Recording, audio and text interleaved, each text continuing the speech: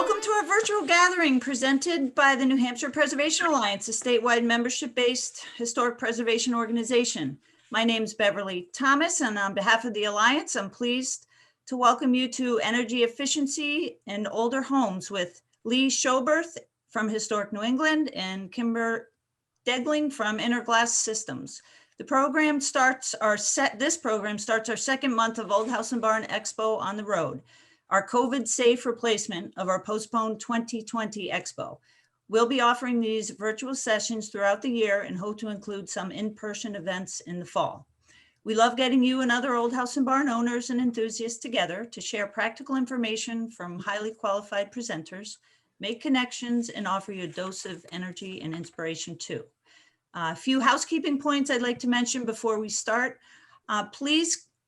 We are recording today, so please keep yourself muted to help keep the background noise to a minimum. You may also want to spotlight the speakers today by choosing the side-by-side speaker option under view in the top right-hand side of your screen. Today's presentation will run about 45 minutes and we'll follow it with a 15-minute Q&A. I'll wrap up the program by about 6 o'clock. But Leigh and Kimber have both agreed to stay on for an additional 15 minutes for those of you who would like to continue the discussion. And because of our high numbers today, we encourage you to use the chat function at the bottom of your screen if you have questions, and we'll try to answer all the questions during the Q&A session. And before we close, we will be selecting a lucky winner of today's door prize. And now I'd like to introduce our speakers. Leigh Schoberth joined Historic New England in 2020 as the Senior Preservation Services Manager. Leigh identifies key issues impacting historic preservation and develops public programs and other outreach activities. She manages the Historic Homeowner Services Program, which offers personalized support for old house owners, answering questions ranging from historic paint colors to energy efficiency. And she connects with homeowners through her work overseeing Historic New England's easement properties. Kimber Degling and her husband David own Innerglass Windows Systems, an interior storm window company that was established in 1991. She and David have sold over 30,000 interior storm windows to historic property owners throughout the country, but their main focus is to help save New England's old windows, like the ones at Historic New England's Lyman Estate in Waltham, Massachusetts.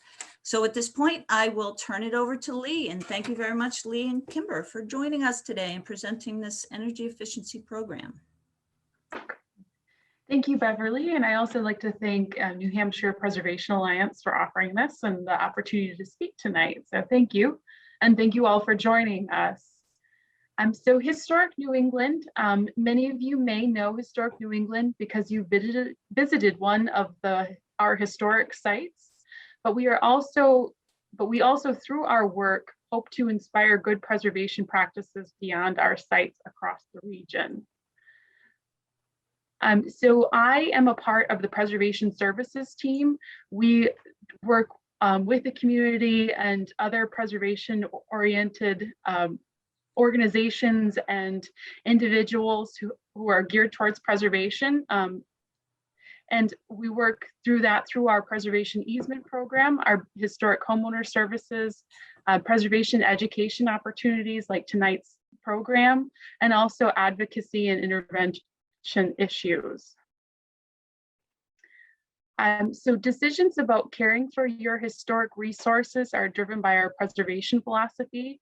This set of guiding principles includes researching and documenting resources in order to make informed decisions about their preservation and adaptive use, monitoring historic resources to ensure timely maintenance and repairs, and choosing treatments that prioritize keeping historic material design and craftsmanship, and sharing what we know with others, just like we're doing tonight.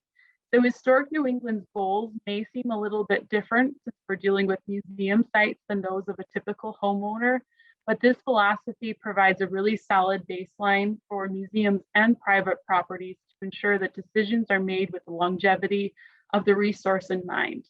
And that brings me to tonight's topic, how to increase energy efficiency of your old home. So tonight we're going to kind of hit three main topics. We're going to talk about why energy efficiency in old buildings matters, what homeowners can do, and how we did this at our property, the Lyman Estate. So starting with the big picture, if you ignore everything else I tell you tonight, there are three things I want you to understand when it comes to energy efficiency in older homes. Old houses are not the biggest problem. Energy efficiency is not a new concept, and there is no one-size-fits-all solution or approach.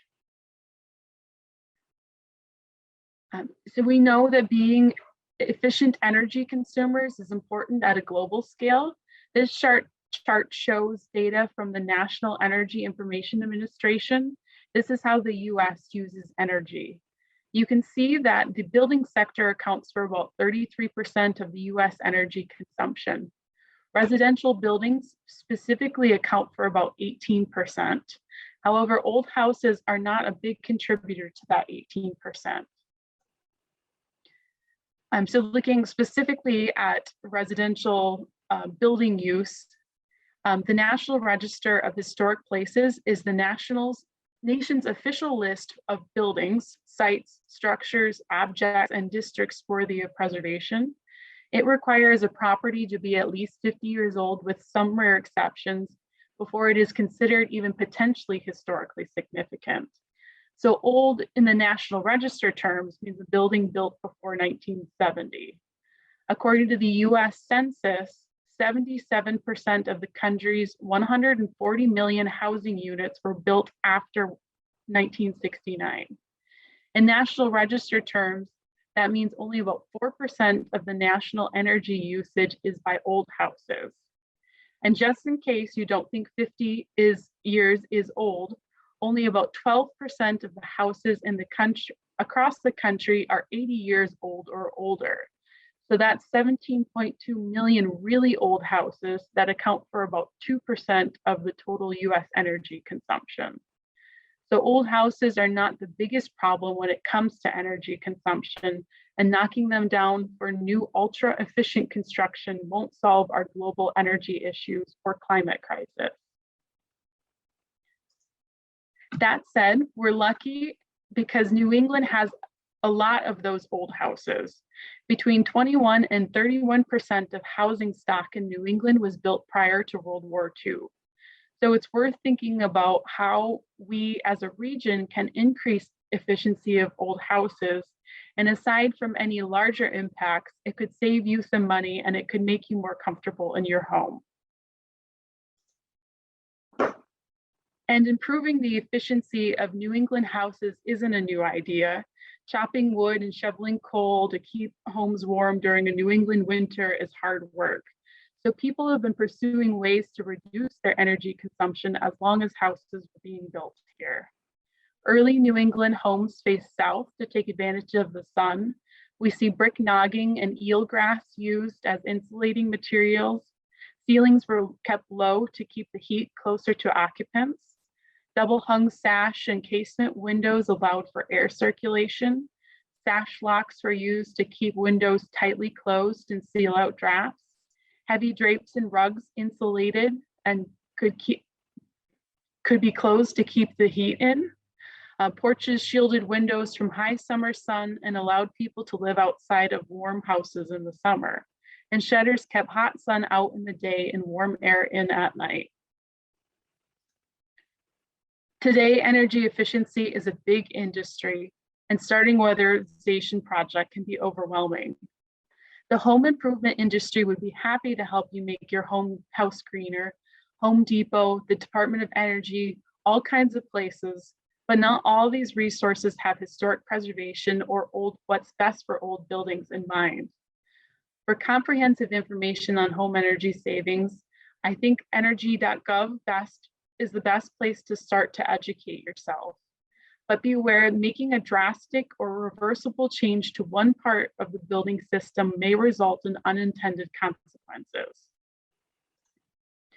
So a caveat here, old houses have a cultural memory value, but from an energy standpoint, an existing house also has a value for its embodied energy. The sunk cost of material and labor to create the building in the first place. And keep in mind that a lot of businesses are trying to make money by selling you new products.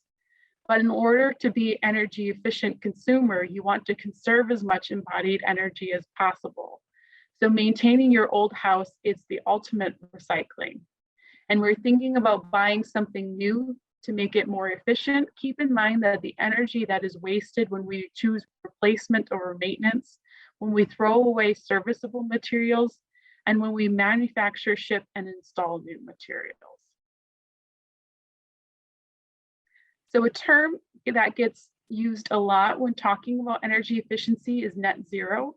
That term means that the total amount of energy used on an annual basis is equal to the renewable energy created. The carbon emissions produced are equal to the carbon emissions removed from the atmosphere. It's about balancing inputs and outputs. So net zero may be a great ambitious policy priority, but it worries me how often it gets misapplied to make homeowners think that they have to solve the entire challenge of energy use single-handedly at their property.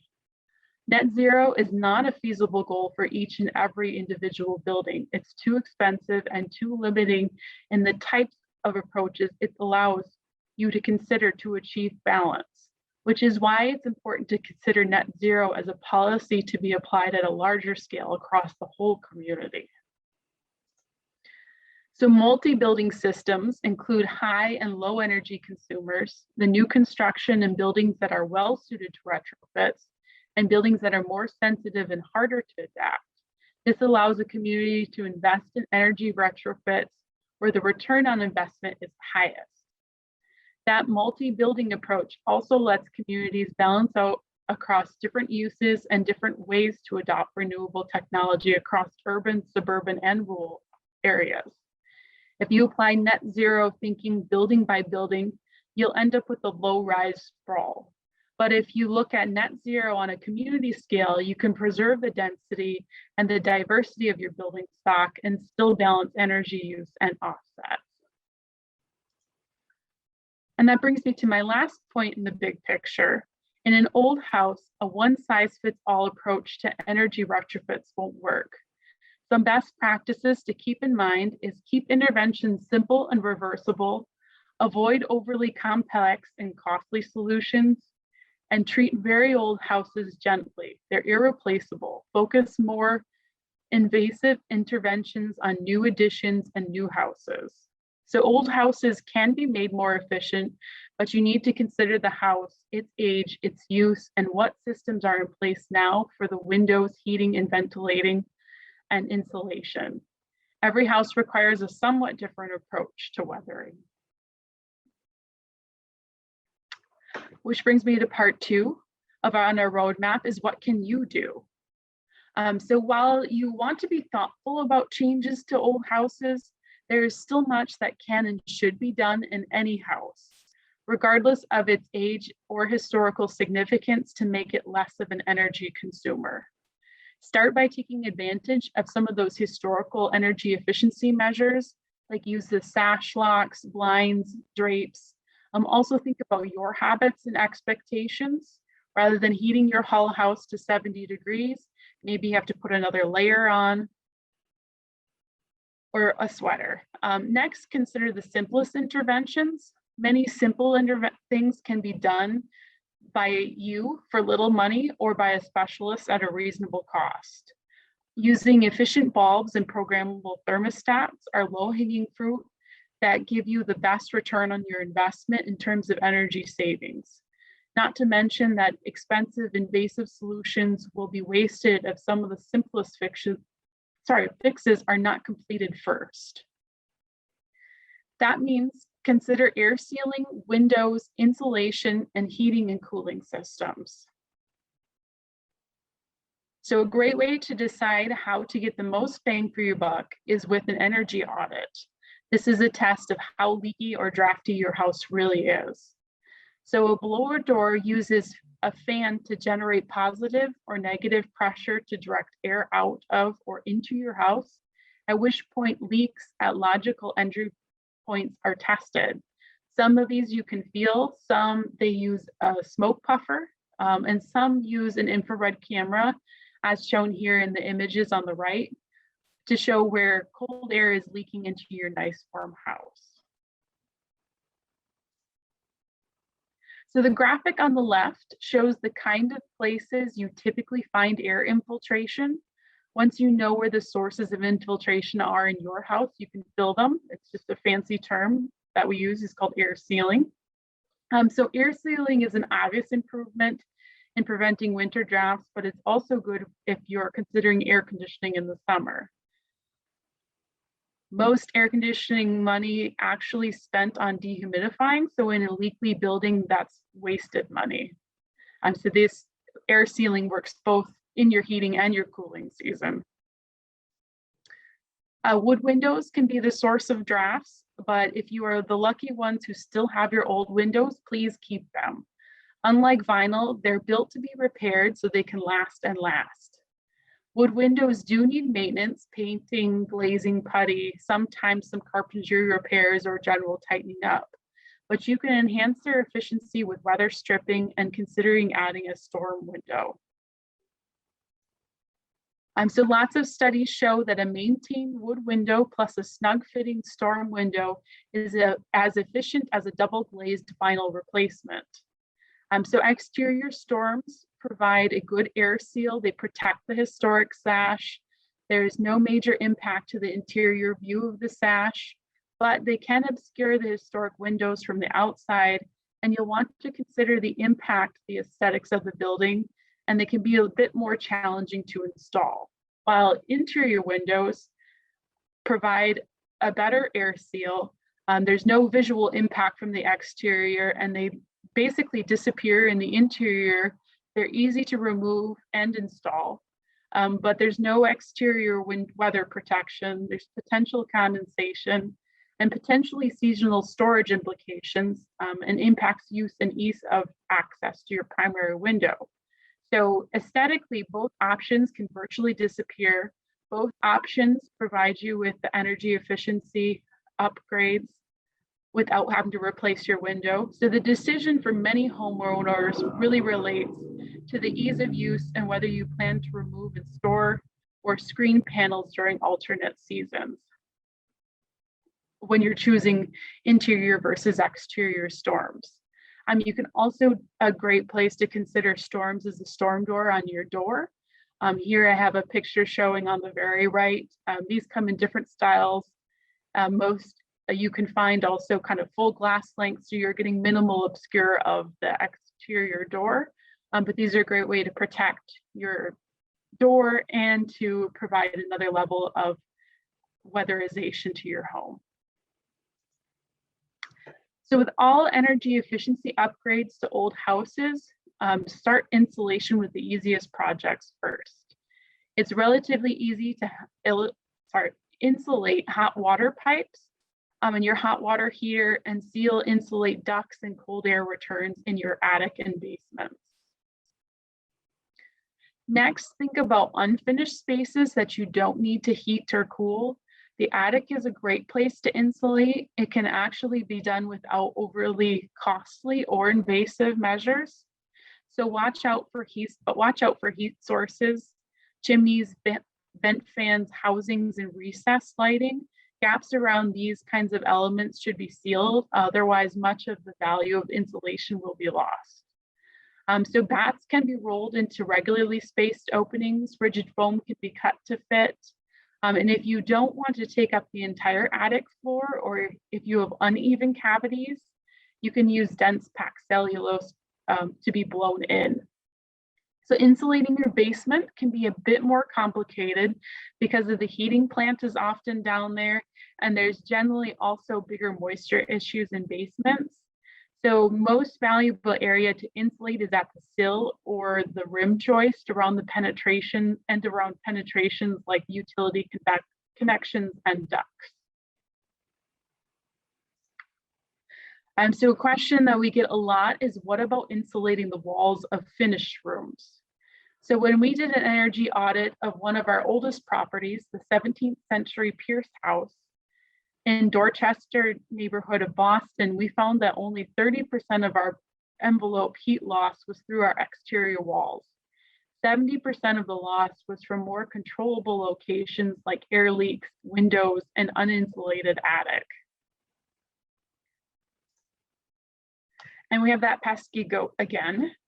So whatever you may be told, know that introducing insulation into walls of a house is complicated. Active older wiring in walls retrofitted with insulation can be a fire hazard, and there's plenty of potential for moisture issues. So here, a colleague spotted this Greek Revival house in Connecticut several years ago, and whatever wall insulation was added to this house, it is now harboring so much moisture that the entire framing of the structure can be read in the mildew patterns on the outside of the walls. So on the left, you're seeing the house as is, and then we highlighted where you can see the framing pattern in the moisture on the right photo. So this is what preservationists fear. This was probably a 1970s oil crisis insulation job. So 40 years later, the house is well on its way to ruin and certainly unlikely to be a healthy interior environment for its occupants. Poorly done insulation is also the culprit at these buildings where the paint is sheeting off walls that are insulated. So these days, blown in and dense wall insulation done properly does not have to result in these kinds of moisture problems, but managing moisture in houses where you're breathing and cooking and showering is a complicated piece of building science. So easier to do when you have full access to wall cavities, but for most historic houses, that involves removing all the clapboards and sheathing on the exterior or the plaster and woodwork on the interior. So that at that point, considering the material lost and the character, is it worth it? So spray foam is a newer technology that is also advertised widely for insulation. It's a good insulator and also effectively seals gaps, and it doesn't absorb moisture. But before investing in it, there are a number of things to think about. It can't be blown into small penetrations in finished spaces. It requires wholesale removal of interior or exterior surfaces. It may require mechanical ventilation to maintain air quality if you seal up a significant amount of your house. So spray foam also off gases when it's installed, and it can release some pretty toxic fumes if you ever have a house fire. Spray foam also hides everything underneath it. So consider the impact on aesthetics and diagnosing issues before choosing spray foam. For instance, if you foam your attic and develop a leak in your roof, it's going to be very difficult to tell where the leak is coming from. And then it's not easily removed. When it's in, and you're looking at a major effort to remove it if you ever want to. So those are some of the big downsides to compare with much these insulation strategies will really decrease your energy consumption. Leigh, 10-minute warning, okay? Thanks. So electrical and heating cooling technology is increasingly popular as an energy efficiency choice when owners hit that cyclic point of replacing their existing system. Several different types with pros and cons. Even geothermal is also a type of heat pump. Air source heat pumps take heat from ambient outdoor air and move it indoors. So cooling in the summer through reverse extraction of indoor heat pumped to the outside. Mini split systems like the one pictured here on the left are a ductless approach that can be a good option for historic homes. But you need to consider the location of the inside hung units and external equipment and lines. And so you're seeing it here up above this window is the mini split unit. I have also understood that heat pump technologies like the mini split system work best in moderate weather as a supplement to a traditional heating plant, but the technology is advancing rapidly and becoming much more efficient in New England's more extreme low temperatures. So solar is another relatively new technology that has been the subject of a great debate in preservation circles. I'm not an expert on the economic pros and cons of photovoltaic and solar hot water systems, but if you decide that solar makes economic sense, the next step is to have a structural engineer determine if your roof can support the insulation. The weight of solar panels is not insignificant and may require you to enhance the framing in your attic to support the new system. Then you'll want to ensure your roof is in good condition. You won't want to have to remove a fully functioning solar array to replace a failing roof. There's also a lot of debate about the visual impacts of solar panels on a historic house in the preservation area. So to mitigate the non-historic appearance of solar panels, you can try and avoid installing them on roof slopes that face the street. Depends on the orientation of your house. You can also minimize the visibility by making sure to have low profile panels installed flush against the roof surface, and that the panels are oriented in the same direction and form a uniform shape. More costly, more complex, and newer energy interventions, such as wrapping a house with several layers of rigid foam insulation, installing geothermal heat plants, get a lot of attention. In preservation terms, deep energy retrofits involve subjecting older and potentially historic homes to an unwarranted and unjustified level of experimentation in three critical areas: the material science, the building technology, and the construction trades. So these highly engineered solutions require a high level of expertise on the part of the designers and installers of the system used. They are very costly and in energy used to manufacture and install these systems. They have a lot of failure points and may not last long enough to pay for themselves. And it is often includes a substantial loss of historic materials and finishes to install these. So dramatic reductions in energy consumption can be achieved, but these retrofits are designed with new construction in mind, just like most building code. An old house has very likely already moved, shifted, settled, sagged, and been altered. So it's not easy to square that circle. We need more information, more research on the building materials side, a better understanding of historical methods and practices on the building technology side, and more training and specialized knowledge on the building trade side. So until then, the best advice I have for older homes is to keep your energy interventions to a more basic level. Respect the core preservation principle of reversibility and proceed slowly. And if we can concentrate on enhancing energy performance in newer houses, we will develop the expertise needed to safely, successfully, effectively, and economically implement those strategies in older houses. So this begs the question, do the conservative approaches I've been recommending actually work? So in 2010, Historic New England put these concepts to the test at the building I work in, the Lyman Estate in Waltham, Mass. It was constructed in 1793 with major changes in 1882 and 1917. Now in typical non-COVID times, it's used as offices, function rental sites, and is open for tours. So the approach Historic New England took was to focus on reversible changes that were accessible to homeowners, minimizing harm to any of the architectural fabric of the house. We also set a target of reducing our energy consumption by 50%. So here are some of the approaches that we took at Lyman Estate. These are the same approaches that I was just talking about that homeowners can take on with their own homes. So how did we do using the concept? I will go through the details here. So here, this will look familiar from earlier. We started with an energy audit to identify areas to concentrate weatherization efforts.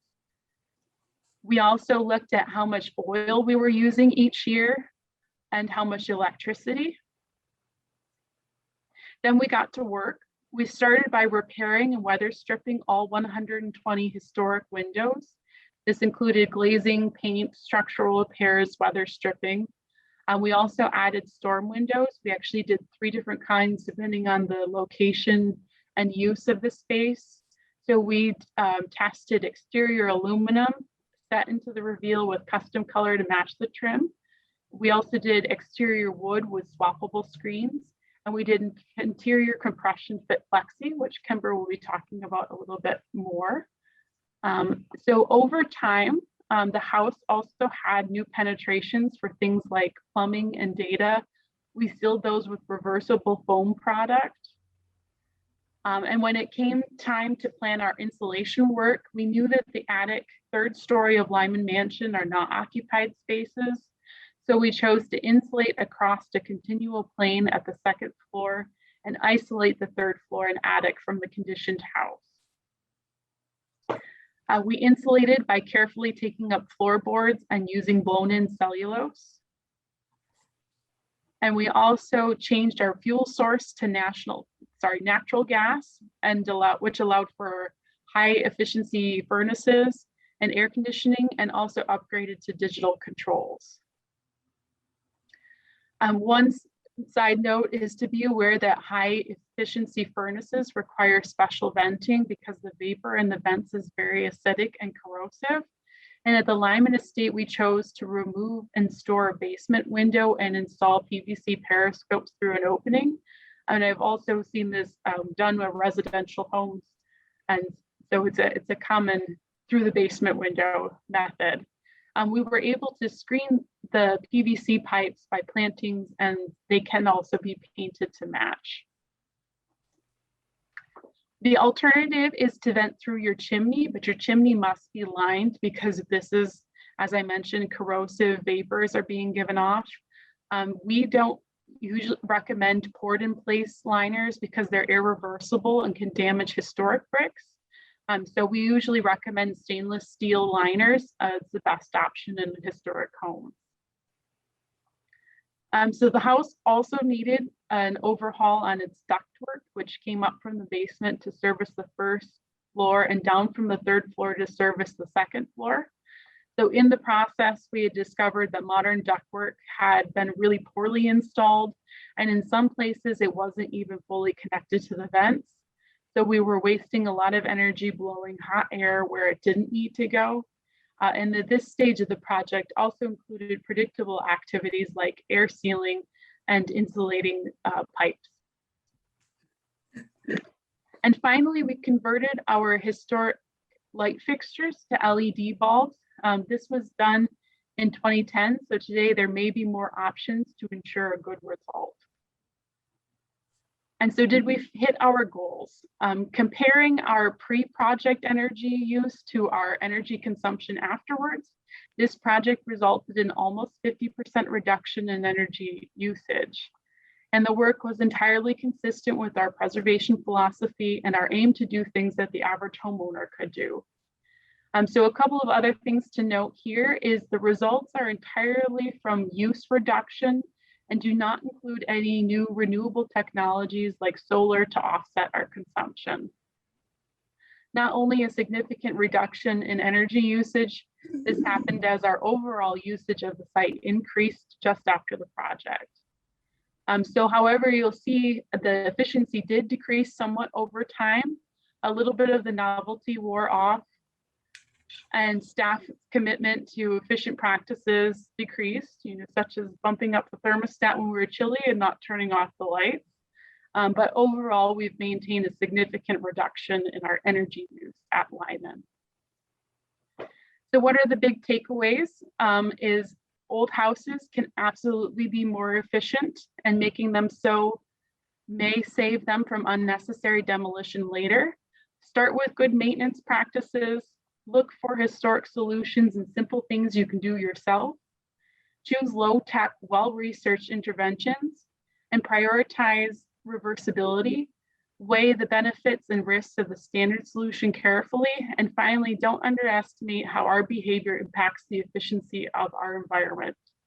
And so that brings me to the end of my portion of the presentation. So I am going to turn the mic over to Kimber. Hi, Leigh. Thank you. That was great. A lot of good information. I'm going to dive right in because of time restraints.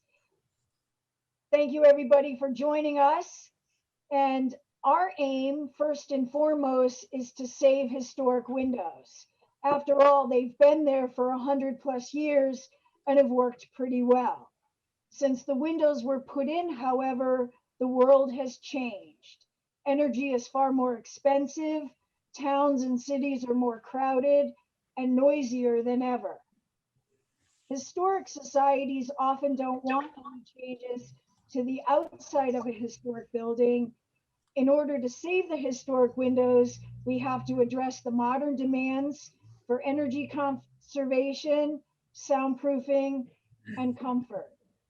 You can accomplish all these things at once by using interior storm windows. To make the window more efficient, you first have to stop all the draft. Then you need to raise the R value. Next slide. Condensation on windows is a huge problem and accounts for a large amount of damage old wooden windows suffer. The place to stop condensation is at its source, the inside. The trick is to stop the warm, moist air inside from ever getting to the cold outside window. Only an interior storm window that is very tight can do this. Outside storms are designed to be ventilated, so they're looser than the inside window to get rid of any condensation that has already happened. Everyone knows that you need a vapor barrier on the warm side of the wall to keep the insulation dry. It's even more critical with windows because they are so thin, the temperature changes are more abrupt. Next slide. Allowing condensation to form on old wood windows causes the water to soak into the wood, where it then wants to travel to the outside where the humidity is lower. It collects under the paint and bursts through, causing the paint to peel. Everyone also knows you need to protect the windows from the weather, but it's the inside weather that really damages old wood windows. Next slide. Here's a diagram of how Low-E glass reflects heat year-round. Regular glass or acrylic or any other transparent glazing is basically R1 as a rule of thumb. Adding a Low-E storm window to a single pane glass window raises the R value from R1 to R3.1 and stops all the drafts. This performance is equivalent to a replacement window for a much lower cost, and you are not throwing away the historic window. Next slide. This infrared picture taken from the inside on a cold night at the Lyman Estate shows the very dramatic difference Low-E glass makes, with the interior storm in on the left and without it on the right. Notice the glacial blue. Next slide. Here is a lovely old building in Camden, New Jersey. Notice, however, the top trolley car tracks. They have trains screeching by less than 15 feet from their windows. Effective soundproofing requires a tight fit and a large airspace. Insulated glass units rarely have even a 1-inch airspace. Primary windows in storms allow a 2 to 3-inch airspace easily. And unlike insulated glass units, they are not mechanically connected together, so the sound energy doesn't just buzz through. The more mass you can get between you and the noise, the quieter it will be. For the best soundproofing performance across the whole frequency range, you can vary glass thickness and use laminated glass to take advantage of sound reflection that occurs at every boundary. Next slide. We manufacture a full line of interior storm windows. compression fit, double hung, slider, and surface mount. Our star product is the compression fit window. It is mounted on the inside of the stops of the primary window where it seals tightly, eliminating drafts and condensation problems.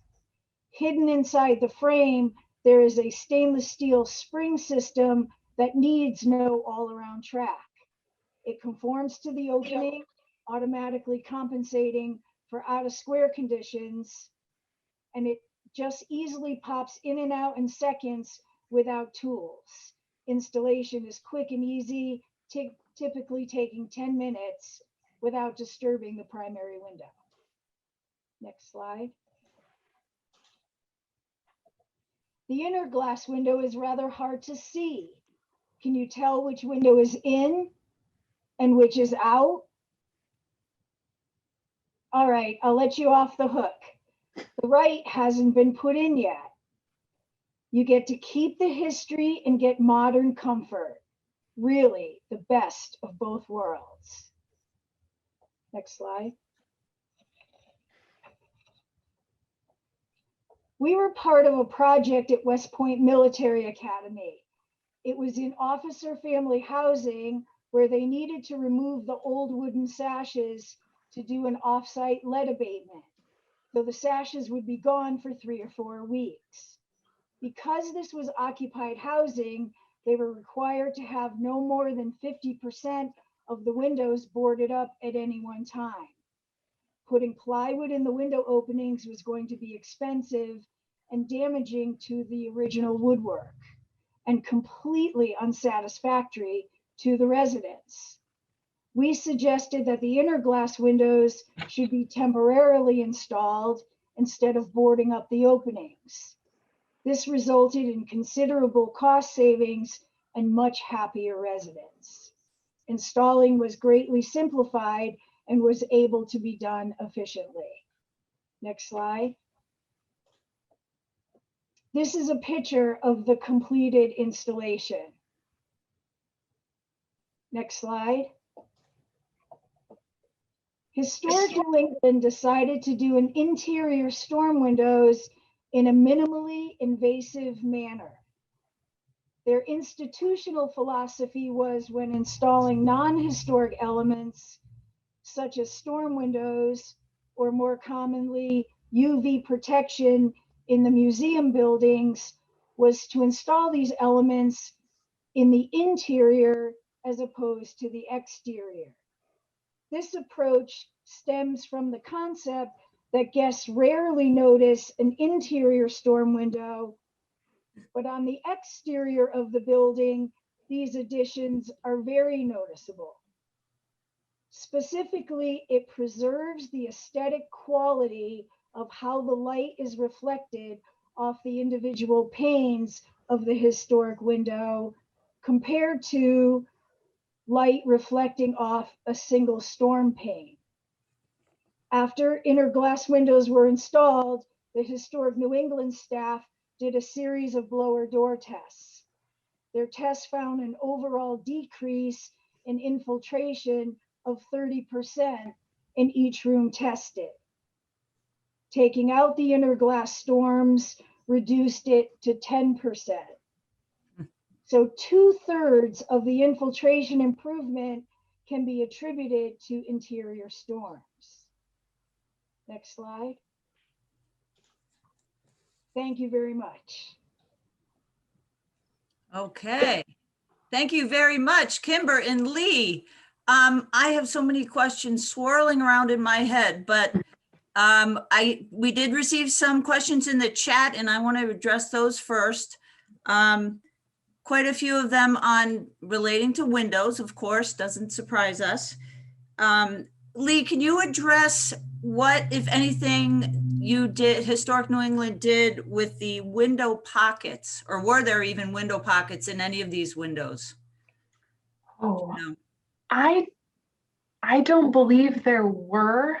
There could be instances in some of the windows, depending on where they were, but I don't have the information on that. Okay. Kimber, do you run into that? I mean, I know you don't deal with the window pockets, but have you had any issues with that with any of your customers and how they treated the pockets? With different types of weatherization, but the interior storm window forms a dead end for any draft or air coming into the residence. But they're depending on the type of window, different types of weather strip can be used. Okay, thank you. And 2 questions relating to weather stripping for windows. Where can, and I don't know if you know this, Leigh, relating to what type of weather stripping was used on those windows? I know, was it Heartwood Window Restoration did your windows? I believe so. Yeah, I know we have like the copper spring weather stripping was done on the windows at Lyman. Yeah, okay. And then, do you know if there are any bulb along the bottom? Gosh, you know how many times I've looked in those windows with my office right there, and it's been about a year since we've been in there, so I couldn't say what's at the bottom of them, but I do know we have the kind of the copper spring around the sides of those. And I will say in my follow-up email after this program, I will put some information in there on where you can buy the bronze weather stripping and some of the bulb weather stripping for windows and other things for window restoration. And we also have a list of window restoration contractors. So I'll get all that information in the follow-up email. Okay. This is for Leigh, but it might include Kimber too. In this Lyman Estate weatherization campaign with the storm windows, you said you used 3 different types. What was the deciding factor on which storms you used where on the house? Yeah, so we had 3 different types that we were testing because we get a lot of questions about storm windows, which are the best, when to use them. So we had done the aluminum storm windows, which were color matched. And then we also did custom wood windows, custom wood storms, exterior storms, and then we did the Innerglass. And the ones on I think it came down to kind of use of the room, whether it was a public space where either events rentals were at or where tours are taken through. Those, I believe we went more with the interior storm windows so that they were that kind of very minimal appearance change. On the back of the house and in offices, we tested some of those exterior storms. But for us, it really came down to kind of the primary facade and people visiting and not doing any changes to that, but then also kind of use of those rooms. And we really wanted to kind of test all the different types and see how they performed. And, you know, really it came down to they're all great performances. So it's really about kind of what works best for your house and your needs and how you access. You know, exterior storms can be much more challenging to get in and out than the interior storms. So it really comes down to, as a homeowner, which of these systems works best for you. But ours was testing it kind of based on use of the room and its primary facade or not. Okay, great. And relating to that, Kimber, here's a question for you. How much does a typical, I don't know what to average inner storm weigh? I mean, how cumbersome is it to move around and take out? Actually, a standard window is normally 11 square feet, and our windows weigh 1.6 pounds in 1/8-inch glass. So that standard window would weigh 17 and 17.6 pounds. Okay. And do you find typically that customers who use these leave them in year round and only take a few out in the summer for certain windows? Yes, we encourage only to take out the inner glass windows on the windows that you want to open by leaving the rest of them in place. The low E glass will reflect the sun's heat out, keeping you cooler, whether you're doing natural ventilation or air conditioning. Okay. And then relating to the insulation, Lee, in the Lyman Estate, you had a 30% reduction in energy usage overall, and that did not include adding any insulation to the walls. Is that correct? No, the only location at Lyman where we did insulation was along that kind of third floor attic, because those stories were unoccupied and not used. And it also gave us a continuous line, but no insulation in the walls, and no updates to the basement at the time that this project was taken on. Okay. All right. I know that all these participants here today must have questions, so feel free to put them in the chat. All right, I have another question that I don't know if the Lyman Estate, Lee, did any moisture mitigation prior to tightening things up? No, most of the mitigations that we did with this project, I mean, there was some kind of adjusting our heating systems and ductwork, but no additional, other than the systems that were already there. So we kind of went from what our normal was, took this project on, and went back to kind of our normal use with an increased use at the end of it. But okay, I just No want to addition- make, the comment, I deal with a lot of historic property owners here in New Hampshire with definitely wet basements. And it's really important to get that moisture under control before you start sealing up your house, or you're going to create yeah, more problems, especially with paint, as you pointed out. yeah. I know at some of our other sites, we've struggled with wet basements, and I haven't heard anything at Lyman with it being an issue. So it might not have been something that needed to be addressed here. But I know we do have some other ones that we've had to do some interventions to reduce moisture and water infiltration in the cellars and basements at other sites. Does Lyman have a poured concrete floor? You know, I have never been down there. I bet it does. Yeah, I imagine kind of with the changes that happened in the 1917 and some of those others before it came to our hands, that it probably had some upgrades and updates. Thank you. Kimber, can you address just in general, comparatively, cost of interior storms to exterior aluminum? We do publish our prices on our website, how to figure out the price. The standard window, that's 30 by 50, again, 11 square feet. In regular glass, it would be $196. In the high performance low E glass, which we strongly recommend, would be $240. Okay. But we do have the formula how to figure out the price based on the size of the window. 2/2, or one of the questions, 2/2 or single windows? I guess. That price was for the one-piece compression window. But it does, you can get it in a two, or what is that, a double hung kind of concept? Correct. You could Okay. do that in a double hung, and it would be $220 in regular glass or $280 in the high performance low E. Okay. I want to go back to spray foam insulation, talk about that a little bit, because I know we definitely don't recommend that because it's not reversible, but it almost sounded like historic New England in certain areas might allow that or recommend that. No? No. So the thing that a lot of people will hear from contractors is that it's air sealing, it's waterproof, or it's, all of these benefits of it, which are true. But when it comes to a historic house, there's just kind of so many concerns that come with it.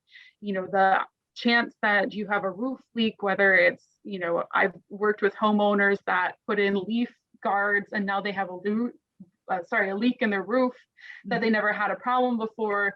And so if you even come across something that's as simple of a change as that to, fix the roof leak, you don't really know where it's coming from because it can hide so much. The other part of it is that it's really integrates itself into the material. So if you have to remove it, you're going to end up with loss of that original material, your existing structure and things like that. So we don't recommend it. But I think where it was the confusion is that contractors will, give you these kind of statistics of the air sealing, and we talk about air sealing a lot, but with spray foam, it's not reversible, and it can have a lot of issues with it in an old home. And it's better used in new construction where it's designed to work. Right. Okay. I just wanted to make that clear because we definitely don't recommend it. No. Okay. And definitely not here either. We see it in different places, but it's never something that we recommend. And also a case study on my daughter's house. She had a historic house that she had an energy audit done, and they convinced her to use spray foam on a basement wall that had water infiltration problems. And of course, she didn't listen to her mother, and she let them do it, and it leaked, and it created a huge problem because then there was all this water.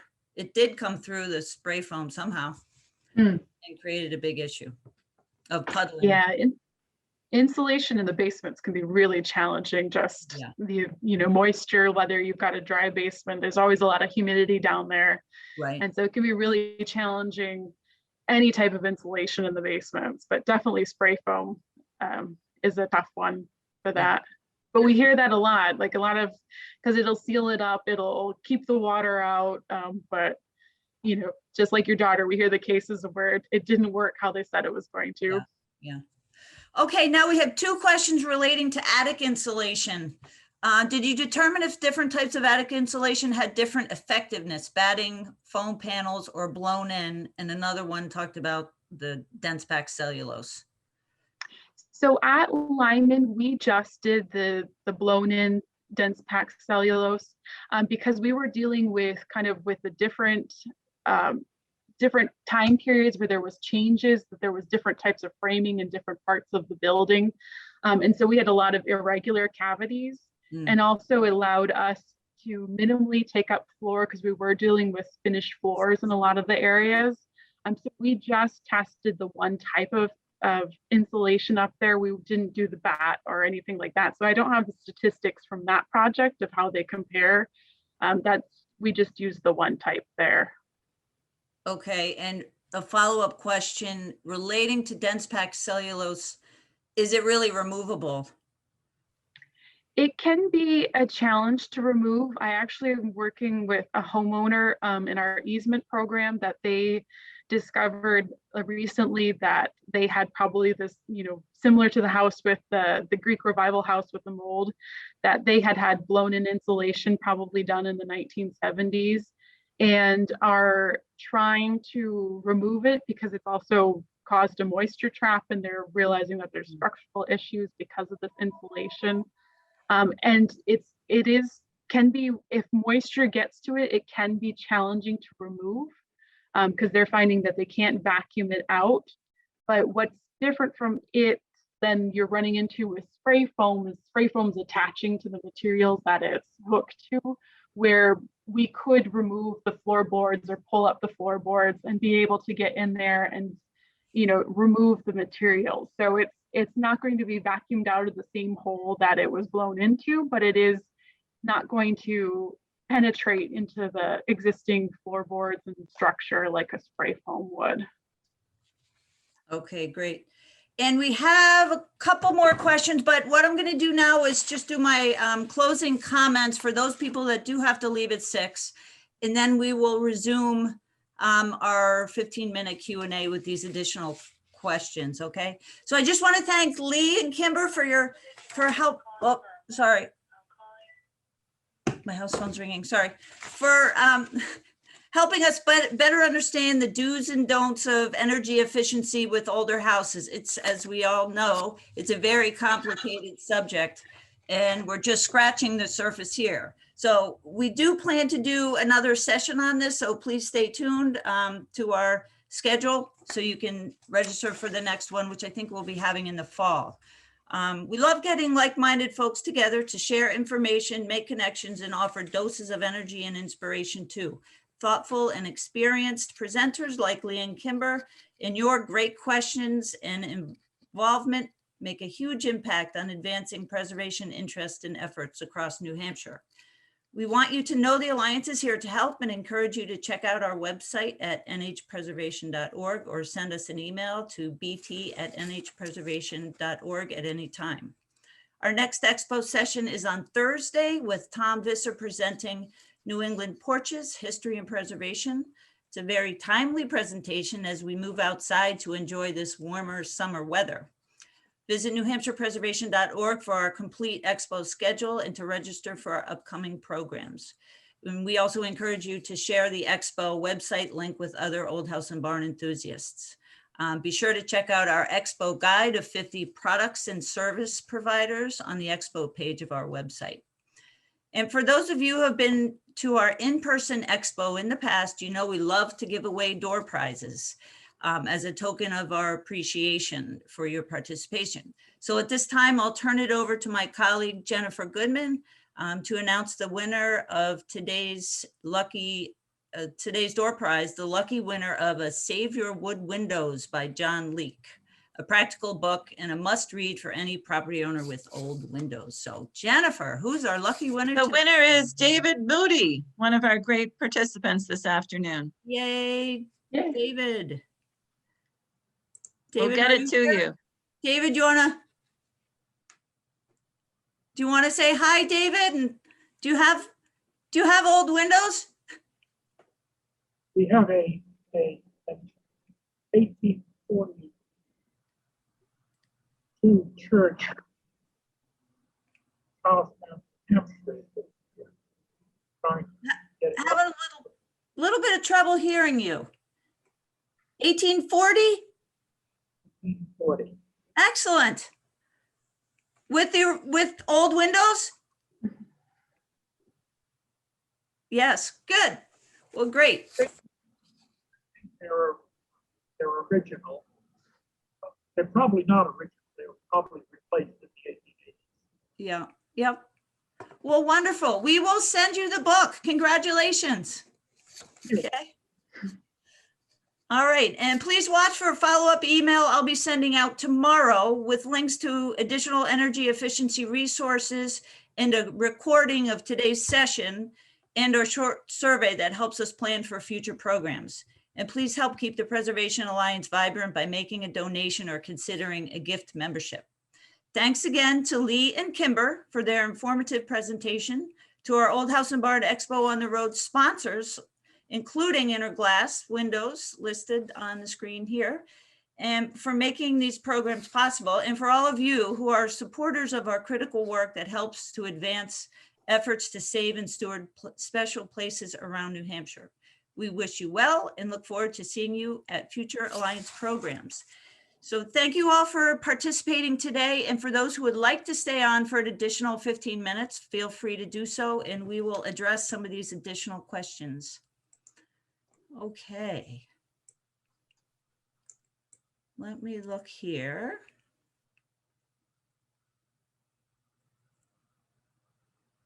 Hot water baseboard heat via oil is still the best heating for historic homes.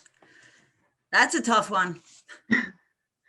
That is a tough one. I was trying to, in preparation for this, kind of look into some of the different heating and those, and depending on whose website you end up on, they tell you the best of one or the other. So there's benefits, I think, with each of them, and it really depends on kind of your house, what systems you have, and when you're taking on upgrades, I think, with those, when it comes to kind of comparing heating systems. And there are so many new ones now with radiant floor heat and everything. So yeah, it really depends, I think, case by case, mm-hmm. what you have, where you're heating, what your insulation values are. Thanks to Linda Wilson, who's saying historic split board lath with plaster actually has some insulation value too. Thanks for mentioning that, Linda. That's very true. Yeah. What's the cost to operate comparison of hot water baseboard oil to mini split? Okay, there's a good one. Yeah, so I know with mini split systems is they're not a whole, they're usually at this point a supplemental system. So they're not going to, they're going to kind of help boost your system during a cold winter day, but they're not going to be the only system in your house. And so, but I think the technologies are improving. And so we may, there may be new versions of it out or coming out that will take on, a New England winter, but they're really kind of a supplemental system. But I think it's, with it being electrical and options, if you're doing solar panels or different types of, renewable resources, I think that's where some of the arguments come in with split systems and these heat pumps that are electrical based. But for now, they're just really kind of a supplemental system to your, whether you have oil or natural gas or those. Okay, thank you. And someone asked the title of the book. The title of the book is Save Your Wood Windows by John Leake. And we actually do have that on in our store on our website, which I will include the link in the email tomorrow as well. It's a great book though. And if your old windows are very restorable and a homeowner can do it themselves. It's very rewarding too. And we usually do offer window workshops, but because of COVID, we didn't last year and I don't think we're going to this year, but hopefully next. Okay, I think I covered all the questions. Does anybody have any others? Did I miss any, Jennifer? No, I think it looks good. I would just add that some of the old window restorers that are associated with the Preservation Alliance will offer some coaching too. It's not kind of all or nothing that they're going to take your windows and do the work. Sometimes some of them are open to kind of helping the homeowner as well. Right, and I'm hoping to get a window presentation lined up for probably August. It's obviously not going to be a hands-on, it's going to be a Zoom session, but stay tuned for that. All right, here's another one, Leigh. Current building codes inspectors will fail floor penetrations for plumbing electrical without using orange-red foam. Did you run into any of that in Waltham? I wasn't there when we were working on Lyman Estate. I just joined Historic New England in 2020, and that project was back in 2010. So I know there probably was plenty of conversations with building inspectors, but I couldn't talk specifically if we ran into that with them on that project. And I think for small penetrations like that, spray foam is allowable in certain situations, and I think it's okay. When we were talking spray foam earlier, it was like the whole wall or the whole roof, not just, I think it's okay in penetrations when, just to seal around a pipe or something. Mm-hmm. Yeah, and there's some different types of kind of expanding foams and different things, but if it's a small gap that you're dealing with, it's, not a full attic. I've about 3 or 4 people in the past couple of months here I've run into where contractors recommending spray foaming, the slopes of the attic. And so that's when we're really, kind of being very wary of leaks and that kind of permanence of the spray foam.